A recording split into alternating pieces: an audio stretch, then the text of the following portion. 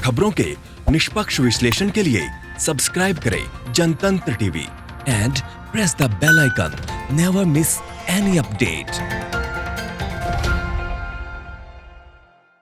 तो वहीं अमेरिका के विदेश मंत्री माइक पॉम्पियो ने कहा कि हम सिर्फ द्विपक्षीय बातचीत ही नहीं करते बल्कि सभी मामलों में दखल देते हैं, क्योंकि हम वैश्विक शक्तियां हैं। वास्तव में हर जगह बहुपक्षवाद ही काम करता है। इस दौरान उन्होंने चीन के खिलाफ सभी लोकतांत्रिक देशों को लामबंद होने को भी कहा है। माइक पॉम्पियो ने कहा कि चीन के खतरे को देखते हुए अब ये बेहद जरूरी हो गया है कि अमेरिका जैसे लोकतांत्रिक देश एक साथ मिलकर काम करे। अमेरिकी विदेश मंत्री माइक पॉम्पियो ने कहा कि गलवान घाटी में चीनी सेना के साथ हिंसक झड़प में 20 भारतीय सैनिकों की शहादत को लेकर हम बेहद दुखी हैं। हम क्वाड यानी कि क्वाड्रिलेटरल सिक्योरिटी डायलॉग और एक तरह के देशों वाले दूसरे ग्रुपों में काम करते हैं। हमने इस साल पीएम मोदी को G7 में आमंत्रित किया। अमेरिकी विदेश मंत्री ने भारत में चीनी ऐप्स पर बैन लगाने पर खुशी जाहिर की है। उन्होंने कहा कि हम इस बात को लेकर बेहद खुश हैं कि भारत में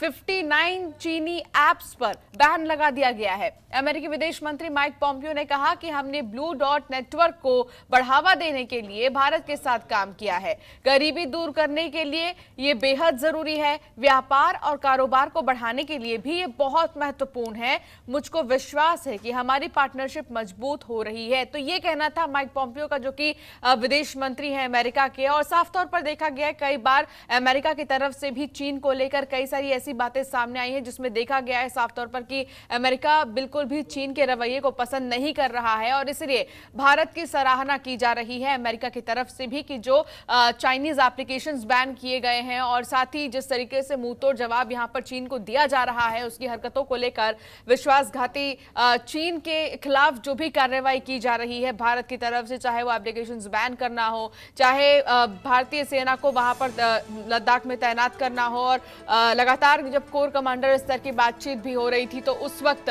मसला सुलझाने के लिए यही कहा जा रहा था कि दोनों सेनाएं समान रूप से काम लें और फिर बातचीत से ही मसला सुलझाएं, ना कि यहां पर तनाव का माहौल पैदा करें।